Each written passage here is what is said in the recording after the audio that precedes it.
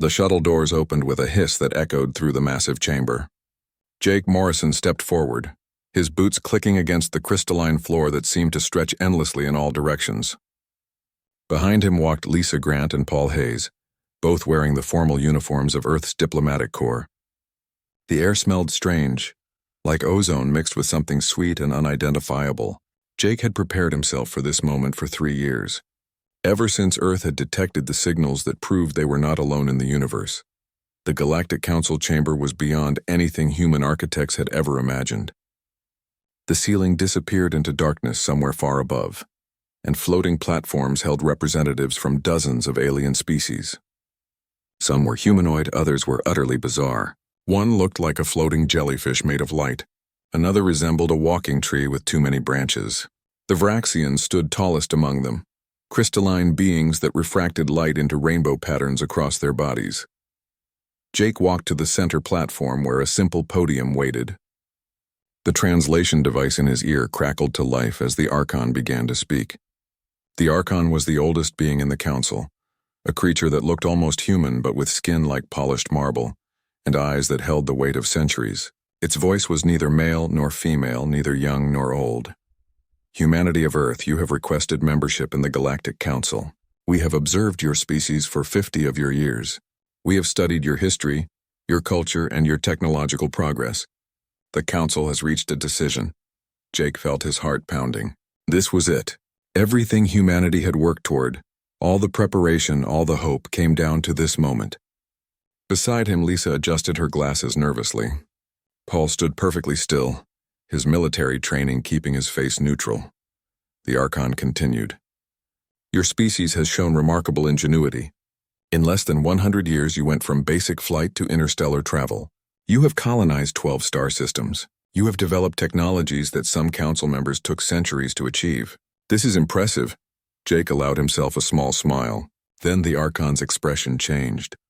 However, the Council has also observed disturbing patterns in human behavior. Your history is marked by constant warfare. You have fought thousands of wars among yourselves. You have developed weapons capable of destroying your own planet multiple times over. Even now, as you reach for the stars, you bring weapons with you. Every human colony has military installations. Every human ship carries arms. The Vraxian ambassador rose from its platform. Its voice was like wind chimes in a storm. The humans have colonized 12 systems in 47 years. This expansion rate alarms us. Most species take 2 centuries to achieve what humanity has done in less than 5 decades. Such aggressive expansion suggests dangerous intentions. Another voice joined in, this one belonging to a Keltharn, a species that looked like upright wolves with 6 limbs. We have reviewed human entertainment and literature. Their stories celebrate warriors and conquerors. They glorify violence and conflict. This is not the mindset of a peaceful species. Jake stepped forward. May I speak? The Archon gestured permission. Jake took a deep breath and began.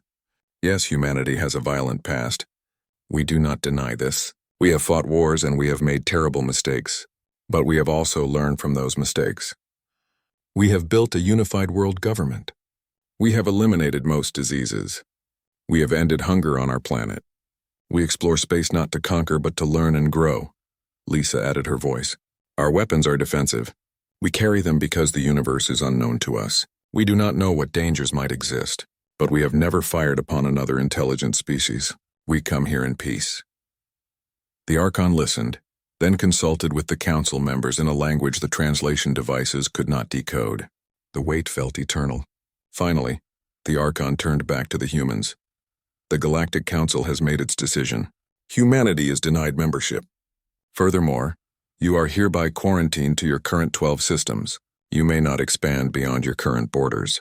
Any attempt to do so will be met with force. You may continue to live in your systems, but you will have no contact with Council species except through monitored diplomatic channels.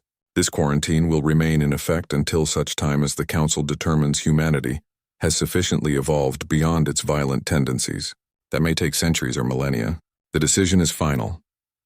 The words hit Jake like a physical blow. Denied. Quarantined. Imprisoned in their own corner of space. He looked at Lisa and saw tears forming in her eyes. Paul's jaw clenched, his hands forming fists at his sides. This is unjust, Jake said, his voice rising. You judge us for our past while ignoring our progress. You fear us because we advance quickly. This is not justice. This is fear. The Archon's expression did not change. Perhaps it is fear. But it is also prudence. Humanity is too unpredictable, too dangerous. We cannot risk the stability of the galaxy. The decision stands. The platform beneath the humans began to descend, carrying them away from the council chamber. As they sank below the floor level, Jake caught one last glimpse of the assembled aliens. Some looked satisfied, others looked uncertain, but the Archon watched them with an expression Jake could not quite read. It was not contempt or anger. It was something else, something that looked almost like concern, or perhaps recognition. The shuttle ride back to their ship was silent. Lisa stared out the window at the massive council station, tears now flowing freely. Paul sat rigid, his mind already working on the implications. Jake piloted the shuttle on autopilot, his thoughts racing. When they docked with their ship, the Horizon's Edge, the crew waited anxiously. Captain Nina Palmer, who had stayed aboard during the hearing, met them at the airlock. One look at their faces told her everything. They said no, Nina stated rather than asked. Worse than no, Paul replied. They quarantined us. We are prisoners in our own systems. The news spread through the ship within minutes and reached Earth within hours. President Helen Carter appeared on every screen across human space, her face grave but determined. My fellow humans, today we received news that will change our path forward. The Galactic Council has rejected our application for membership and has imposed a quarantine on our expansion. They fear us. They see our rapid progress and our martial history, and they have decided we are too dangerous to join their community. She paused, letting the words sink in. Across Earth and all 12 colonies, billions of people watched and listened. Some will say we should accept this judgment. Some will say we should wait patiently for them to change their minds. But I say this, we are not children to be locked in a room until we behave. We are humanity. We have overcome every obstacle placed before us. We have turned deserts into gardens. We have cured plagues. We have reached across the void of space, and we will not stop now. Helen Carter's eyes seemed to look directly through the cameras at every human watching. The council has drawn a line and told us we may not cross it. Very well. If they will not allow us into their club, we will build our own. If they will not trade with us, we will create our own economy. If they will not teach us their secrets, we will discover our own. She stood straighter, her voice growing stronger. Today marks not an ending, but a beginning. Today, humanity begins its true journey into the stars. We may be alone, but we are not helpless. We may be quarantined, but we are not defeated. The council has underestimated us. That is their mistake, not ours. The broadcast ended, but its effect rippled across human civilization like a shockwave. In laboratories and shipyards and universities and military academies, people went to work with renewed purpose. The council had thrown down a challenge and humanity would answer. Jake Morrison stood on the observation deck of the Horizon's Edge, looking out at the stars. Lisa joined him, her tears now dried and replaced with determination. What do we do now? She asked. Jake smiled, and it was not a pleasant smile. It was the smile of someone who had been pushed and was ready to push back. Now? Now we show them what humanity can really do when we put our minds to it. They think they have seen us at our most dangerous. They have not seen anything yet. Far away in the council chambers, the Archon stood alone after all the other representatives had left. It looked at the holographic display showing human space, those 12 small systems at the edge of known territory. The Archon had lived for thousands of years and had seen many species rise and fall. Something about the humans troubled it. Not because they were violent, but because they reminded the Archon of another species long ago that had been similarly restricted. That species had either accepted their fate and faded into obscurity, or they had broken free and been destroyed by council forces. But there was a third possibility, one that had never happened before. What if a species was strong enough and smart enough to not just break free but to change the entire game? The Archon had seen something in the human Jake Morrison's eyes. It was the same thing the Archon had seen in its own reflection millennia ago, before the council became what it was now. It was the spark of defiance, the refusal to accept limitations imposed by others. It was dangerous. It was unpredictable. And perhaps, the Archon thought, it was exactly what the galaxy needed. 20 years passed like a long breath held underwater. The Galactic Council watched humanity with the attention of a warden watching dangerous prisoners. Their surveillance probes drifted through human space, their sensors scanning every ship, every station, every transmission. What they saw satisfied them. Humanity appeared to be accepting its fate. The expansion had stopped at exactly 12 systems. Military activity seemed modest, defensive rather than aggressive. Scientific research continued, but nothing that appeared threatening. The humans were learning their place. What the Council did not see was the truth. Paul Hayes, now an admiral with silver in his hair and steel in his spine, stood in a command center that officially did not exist. The facility was built inside a hollowed asteroid in the Kuiper Belt, far beyond Neptune, where Council probes rarely ventured. Around him, holographic displays showed the progress of Project Defiance, humanity's secret response to the quarantine. Status report, Paul commanded. A young officer named Kyle Brooks stepped forward. Kyle had been a teenager when the quarantine began. Now he was humanity's leading expert on faster-than-light travel.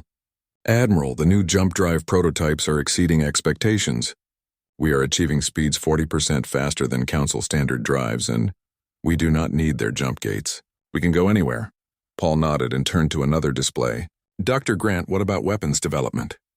Lisa Grant looked older but no less determined than she had been 2 decades ago. Her hair was now completely white, but her mind remained as sharp as ever. We have successfully reverse-engineered Council energy weapons and improved them.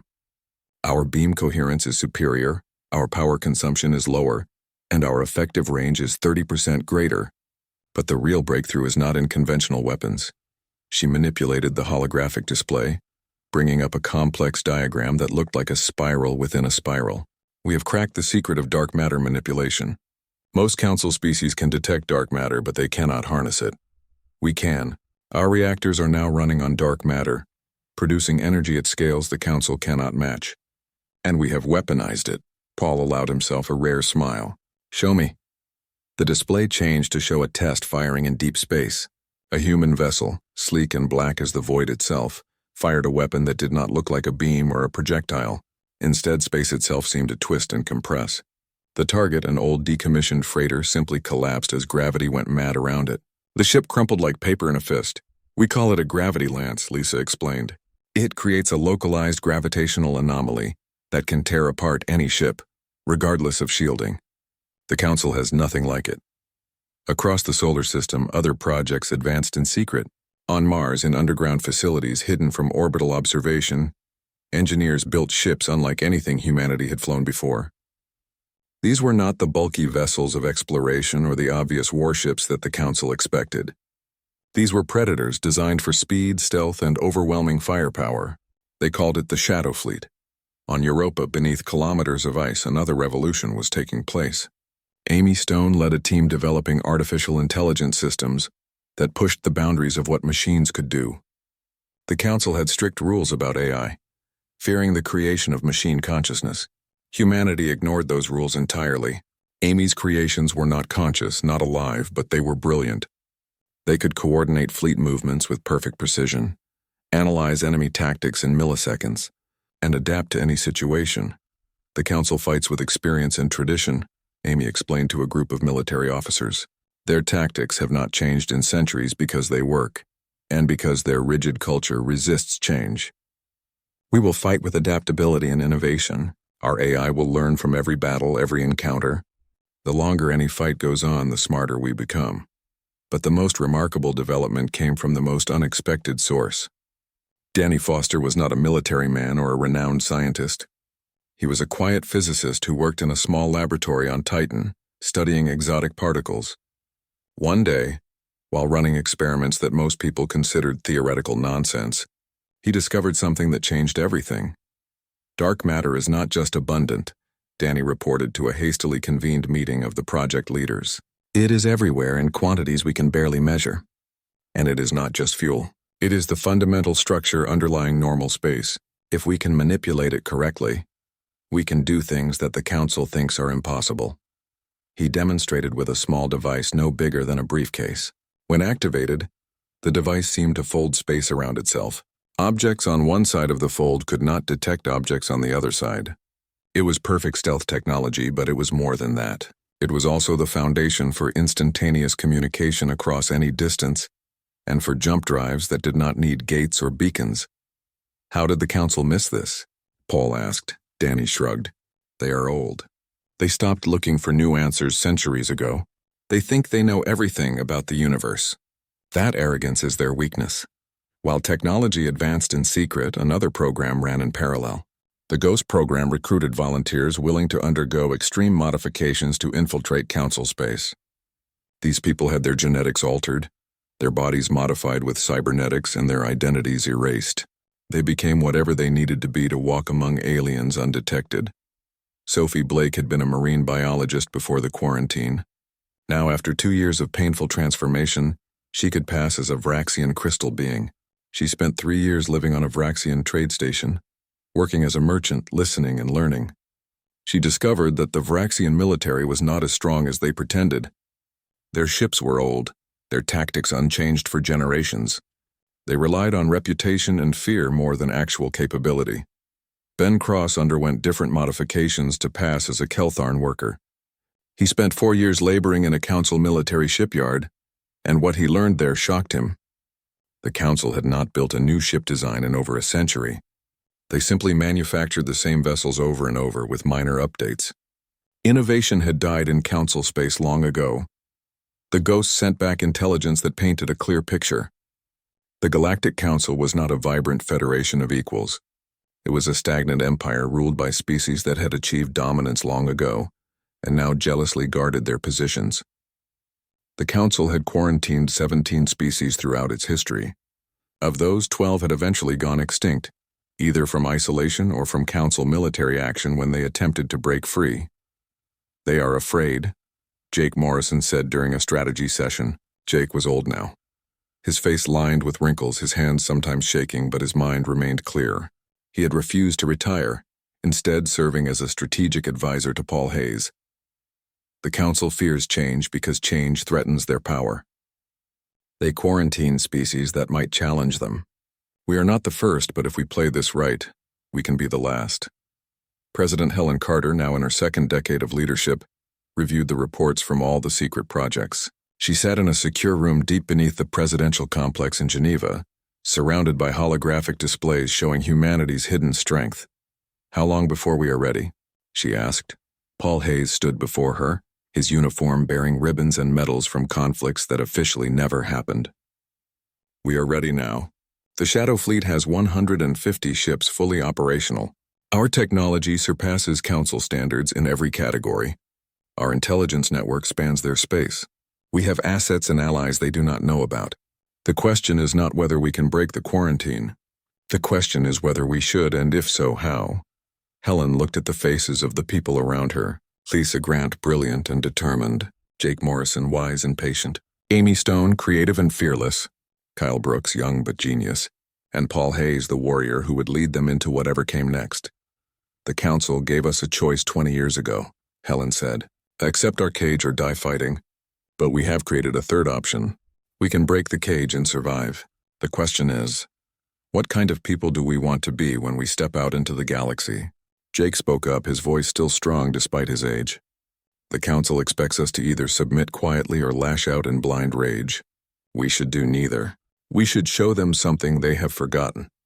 We should show them what happens when you push a species that refuses to give up, that learns from every setback, that turns obstacles into opportunities. We should show them humanity. The meeting continued for hours, debating strategies and timelines. But the decision was already made. Humanity had spent 20 years preparing for this moment. The quarantine was about to end, not because the Council lifted it, but because humanity would tear it down. In orbit around Neptune, the first ships of the Shadow Fleet powered up their dark matter reactors. Their hulls were black, absorbing light rather than reflecting it. Their weapons were charged and ready.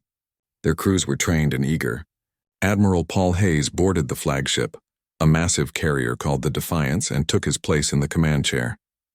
Beside him, Jake Morrison settled into the strategic advisor's station. Despite his age, despite offers to watch the coming events from safety, the exploration vessel Wanderer drifted through empty space 3 light-years beyond the quarantine boundary. Captain Nina Palmer sat in the command chair, her fingers drumming against the armrest in a nervous rhythm she could not quite control. She was young for a captain, barely 35, but she had been chosen for this mission specifically because of her skills and her willingness to take risks. The Wanderer was not really an exploration vessel, though it looked like one from the outside.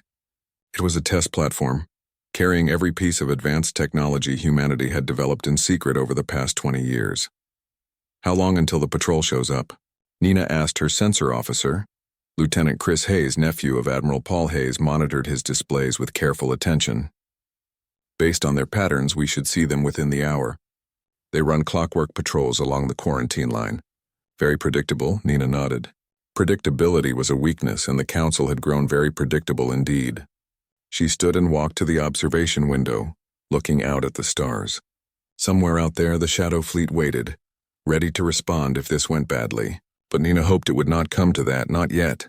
This first contact needed to send a specific message. "Captain, I have multiple contacts approaching," Chris announced. 6 ships, Keltharn configuration, battlecruiser class. "They are hailing us." "Put them through," Nina ordered, returning to her chair. The holographic display flickered to life, showing a Keltharn commander. The wolf-like alien's face was arranged in what might have been anger, or simply standard military sternness. "Human vessel, you have violated the quarantine.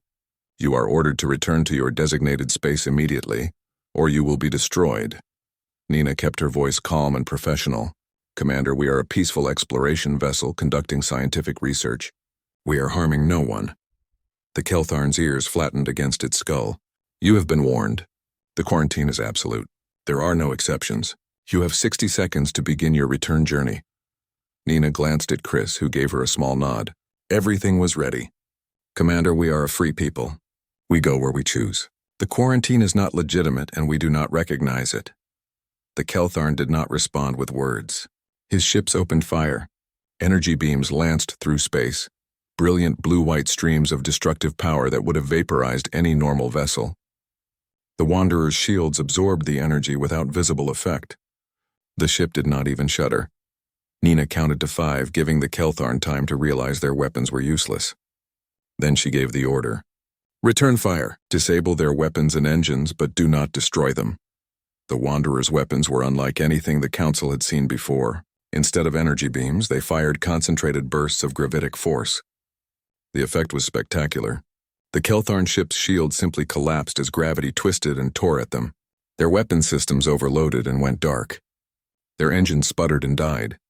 In 40 seconds, all 6 Keltharn battlecruisers were floating dead in space, their crews alive but helpless. Nina opened a channel directly to the Galactic Council headquarters. "This is Captain Nina Palmer of the Human Federation. We have engaged a Keltharn patrol that attacked us without provocation. We have disabled their vessels without casualties. This is our message to you. The quarantine is over. We are done hiding. We are done asking permission.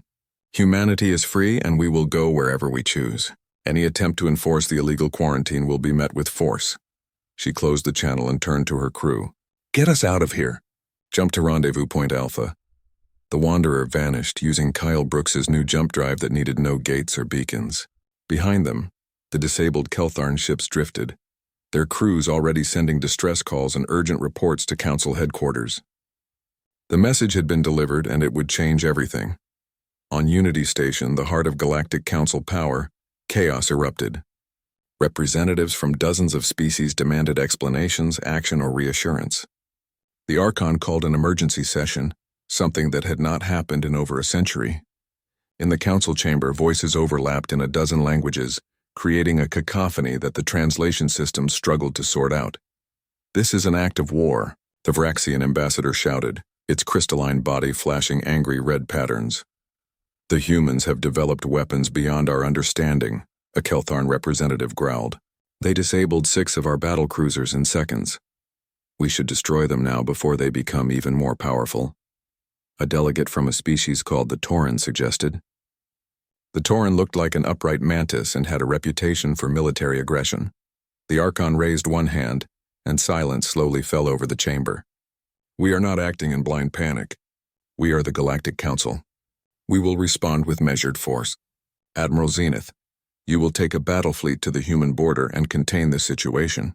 You are authorized to use whatever force is necessary to restore the quarantine.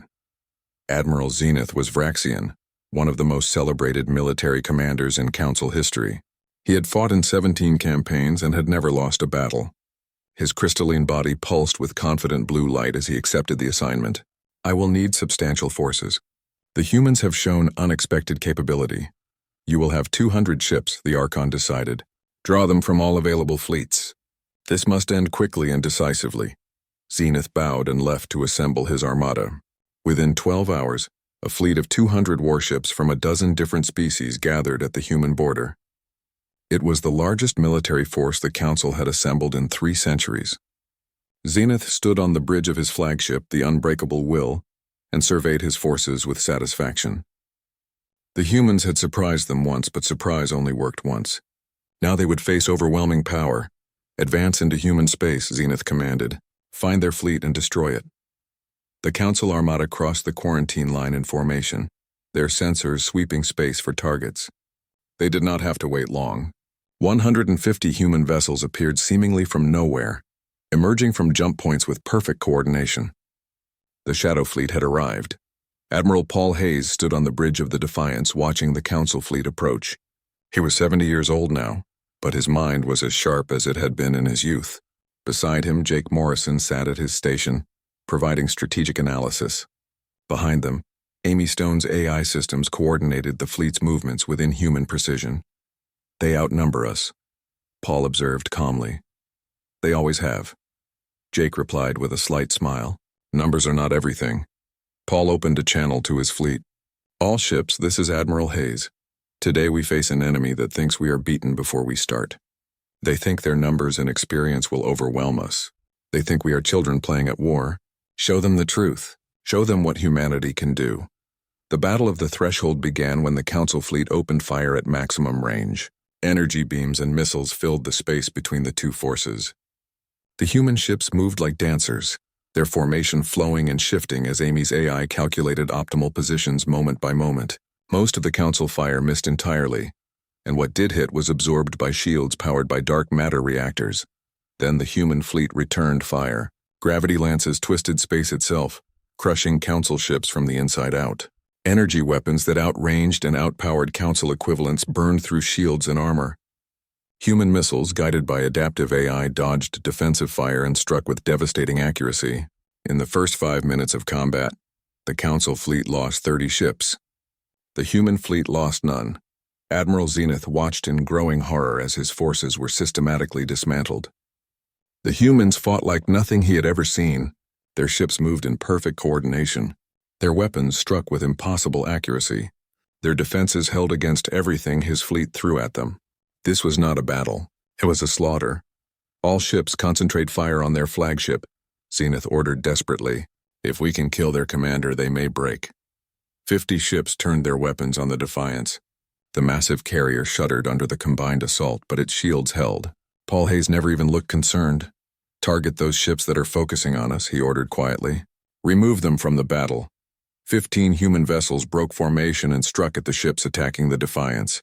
Within 2 minutes, all 50 attacking vessels were either destroyed or disabled. The Council fleet was falling apart, discipline breaking as ships tried to retreat or find some way to survive. Admiral Zenith realized the truth in that moment. He had not just lost this battle. He had lost badly, humiliatingly against an enemy that had been quarantined and dismissed as dangerous children. The humans had not just matched Council military power. They had exceeded it by a wide margin. All ships retreat, Zenith transmitted, the words bitter as ash in his mouth. Fall back to defensive positions. As his battered fleet limped away, Zenith opened a private channel to the human flagship. Admiral Hayes, you have won this battle. Your tactical skills and technology are superior. But know this. You have made enemies today that will not forget or forgive. The Council will not allow this challenge to stand. This was a test, not the real war. What comes next will be far worse. Unity Station hung in space like a jewel, massive and beautiful and seemingly eternal. It was not merely a space station, but a small world unto itself, home to 3 billion beings from 47 different species. The station was built in layers like an onion. each layer protected by shields that could withstand a supernova. Defensive platforms surrounded it in concentric spheres bristling with weapons. Fleet after fleet of warships maintained permanent patrol around the perimeter. It was by any measure the most heavily defended location in the known galaxy. Sophie Blake studied the holographic model of Unity Station from her position aboard the strike cruiser Shadow's Edge. She had lived on that station for 3 years disguised as a Vraxian merchant, and she knew its layout better than most of its permanent residents. Now she was going back, but not as a spy. As the commander of the most daring military operation in human history. "Tell me this is possible," Admiral Paul Hayes said from the Defiance, stationed 3 systems away and ready to jump in if needed. Sophie smiled, though her heart was racing. "It is possible, sir. Difficult, dangerous, and possibly insane, but possible. The key is speed and precision. We jump in, deploy the device, and jump out before they can organize a response." Around her, 19 other ships waited, each one carrying humanity's best technology and most skilled crews. Kyle Brooks had personally overseen the installation of the jump drives in every vessel. Ben Cross commanded one of the strike ships, his knowledge of Council military procedures invaluable. Rachel Moore, a tactical genius who had never lost a war game simulation, coordinated the attack patterns. The weapon they carried was Lisa Grant's masterpiece, a device that used dark matter manipulation to create what she called a disruption field. It would not destroy Unity Station. It would do something the Council would find far more frightening. It would isolate them completely from the rest of the galaxy for 72 hours. No faster-than-light communication. No jump travel. No reinforcements.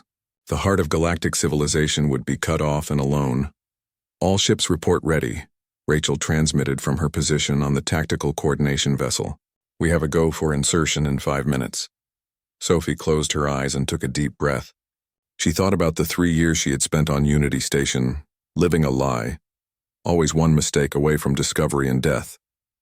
She thought about the faces of the aliens she had met, some kind, some cruel, most simply indifferent to the quarantined humans they considered dangerous primitives.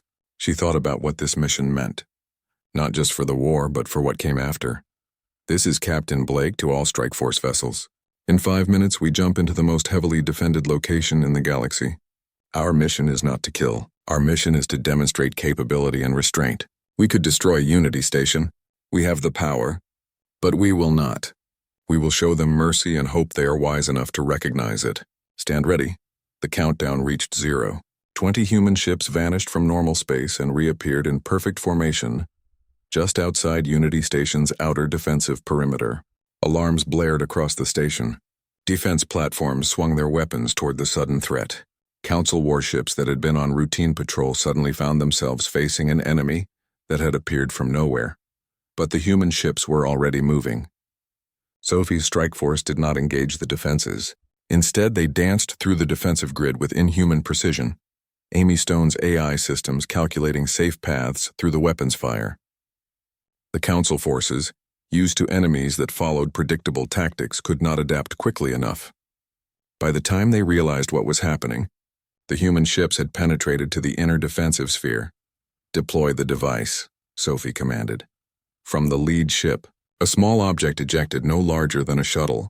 It drifted toward Unity Station's main shield perimeter, seemingly vulnerable and insignificant.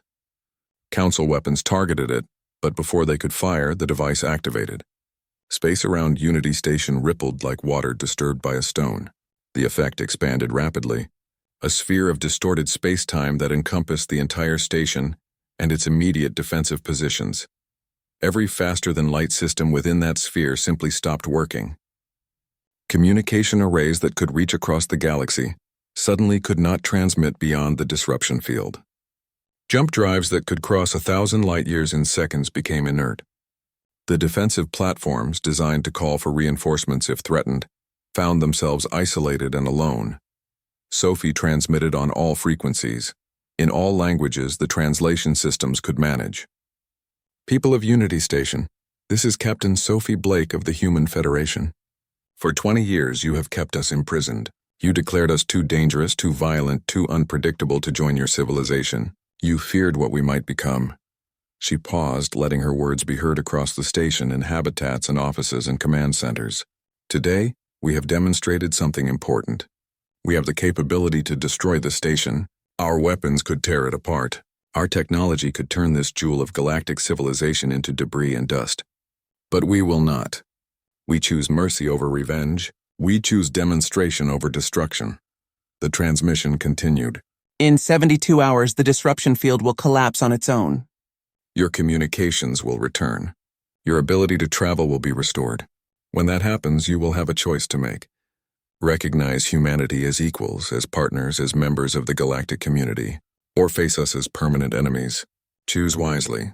Choose peace. We will be waiting for your answer. The strike force jumped away, vanishing as suddenly as they had appeared. Behind them, Unity Station sat in stunned silence, cut off from the galaxy for the first time in its 1,000-year history. In the council chambers, the Archons stood among representatives who argued and shouted and demanded action that could not be taken. Their fleets could not reach them. Their allies could not help them. For 3 days they would be alone with their thoughts and their fears. The Vraxian ambassador's crystalline body flashed angry red. This is an act of war. When we can communicate again, we must mobilize every ship, every weapon, and crush humanity forever. But other voices rose in disagreement. A Keltharn delegate, one of the younger members of that species' government, spoke up. They could have killed us all. They had the power. They chose not to. Perhaps we should ask ourselves why. A representative from a species called the Mirathin, beings of pure energy who rarely spoke in council sessions, added their voice. The humans have shown something we have not seen in the council for a very long time. They have shown growth.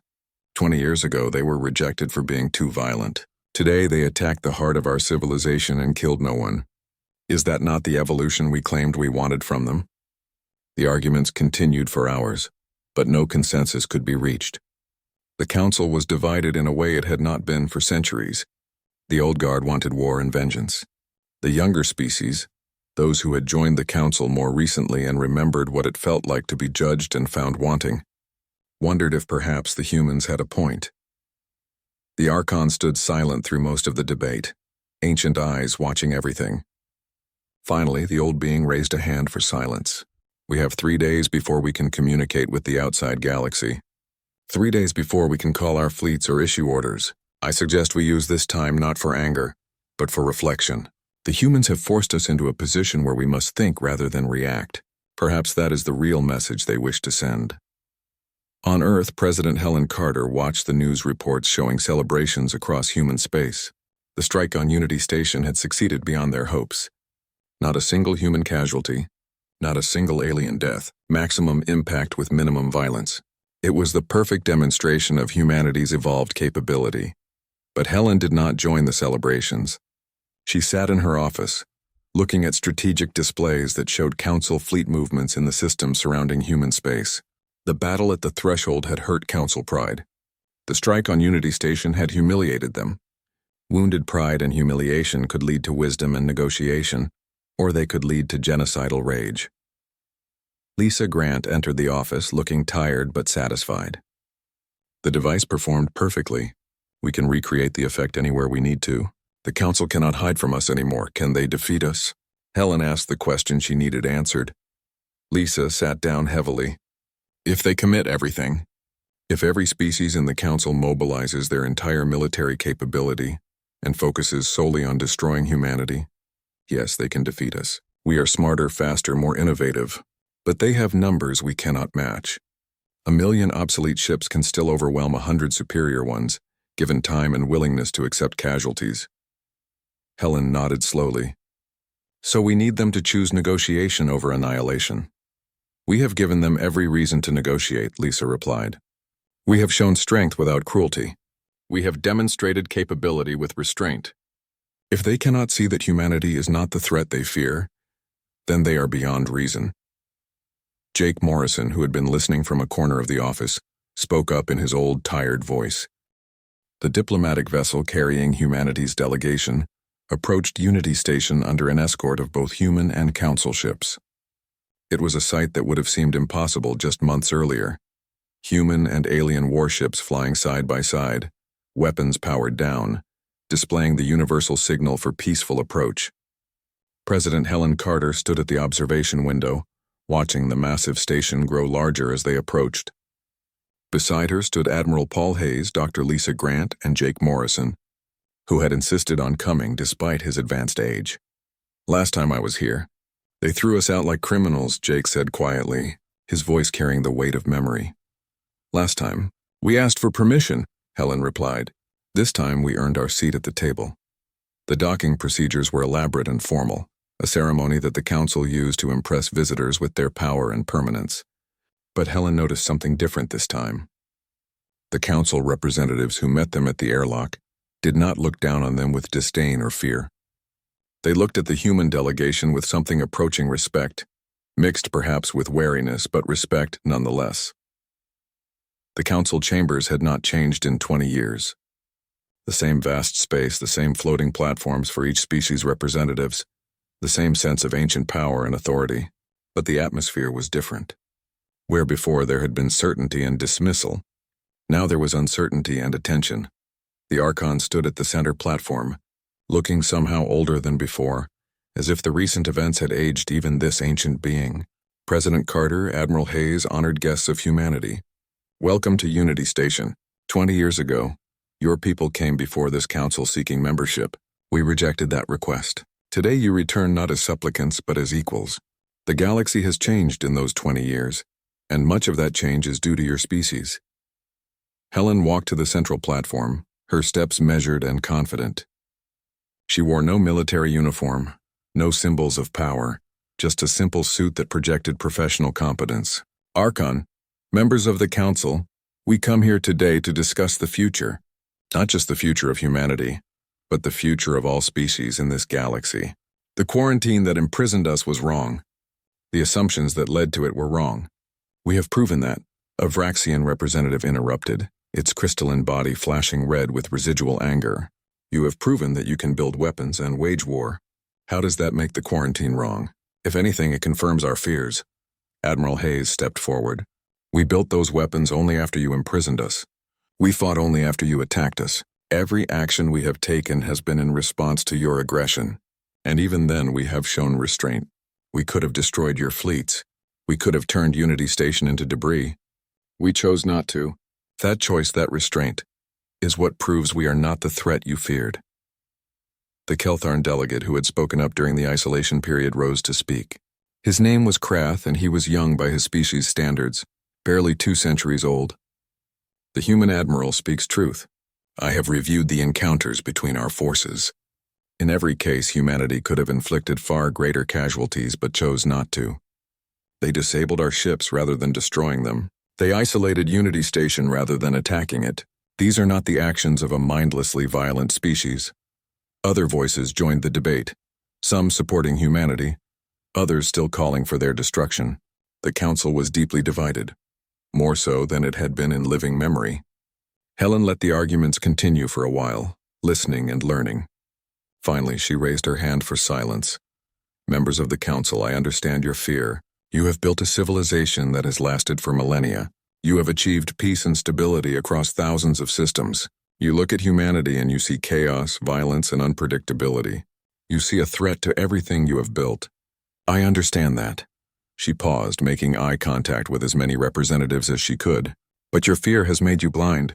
You see only our capacity for war and ignore our capacity for growth. 20 years ago, you judged us by our past. You did not consider what we might become. That was your mistake. Lisa Grant activated a holographic display that showed the timeline of human development. In the past 20 years, we have eliminated poverty on every human world. We have cured diseases that once killed millions. We have developed technologies that surpass yours in many fields. We have created artificial intelligence systems that could have been weaponized for war. But instead, we use them for coordination and problem solving. We had the power to strike at you with overwhelming force, but we chose dialogue. This is who humanity has become. The Archon listened to everything with an expression that was hard to read. Finally, the ancient being spoke. There is something the council must confess, something we have hidden even from ourselves. Humanity is not the first species we have quarantined out of fear. Over our long history, we have isolated 17 different species because we deemed them too dangerous, too unpredictable. too likely to disrupt our order. Of those 17, 12 are now extinct. 5 eventually submitted to our authority and were allowed to join the council, but only after centuries of isolation had broken their will to resist. The chamber fell into shocked silence. Many of the council members clearly had not known this history. The Archon continued, its voice heavy with regret. We justified these actions by saying we were protecting galactic peace. But the truth is simpler and more shameful. We were protecting our own power.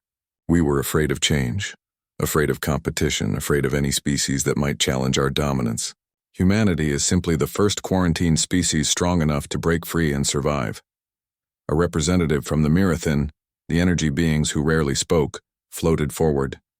The Archon speaks a truth we have long suspected but never voiced. The Council has become stagnant. We have stopped growing, stopped learning, stopped adapting. We maintain our position not through continued excellence, but through preventing others from rising. Humanity has shown us what we have become, and it is not flattering. Another voice rose, this one from a species called the Dendari, plant-like beings with a reputation for patience and wisdom. Perhaps humanity's defiance is not a threat but a gift. They have forced us to examine ourselves. They have reminded us that strength comes from growth, not from maintaining the status quo. I propose we not only grant humanity full membership, but that we also review our treatment of all quarantined species throughout our history. The debate shifted then, from whether to accept humanity to how to reform the Council itself. Younger species that had chafed under the restrictions of the old order saw an opportunity for change. The older species, the Vraxians and Keltharn and others who had ruled for millennia, found themselves suddenly on the defensive, their authority questioned for the first time in centuries. Helen Carter watched all of this with a mixture of hope and concern. She had come here to win freedom for humanity, but something bigger was happening. The entire structure of galactic civilization was being challenged and potentially transformed. That was both an opportunity and a danger.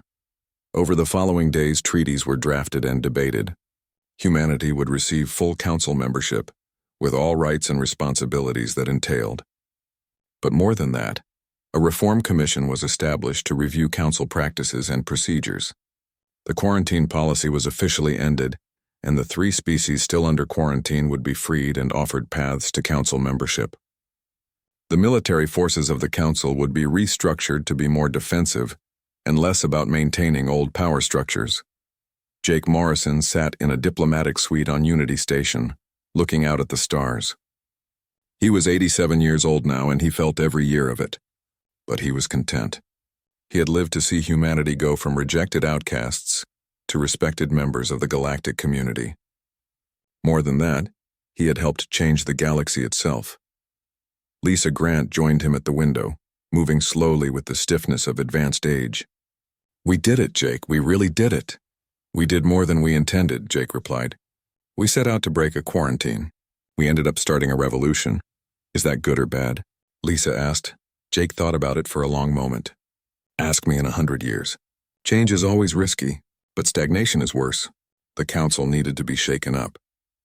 Whether humanity can handle the responsibility of being the catalyst for that change, well, that is the question we have left for the next generation. Back on Earth, celebrations continued for weeks. Humanity had achieved what had seemed impossible. They had gone from imprisoned species to galactic power in just 27 years. But the leaders who had guided them knew the real work was just beginning. Admiral Paul Hayes addressed the graduating class of Earth's military academy. You are the first generation to grow up knowing we are not alone in the universe. You are the first to have the opportunity to serve alongside alien species, to learn from them and teach them in turn. The war is over, but the challenge has just begun. We have a seat at the galactic table now. That means we have responsibilities. It means when other species face threats, we may be called upon to help. It means when injustices occur, we cannot simply look away. We fought for our freedom. Now we must help others find theirs.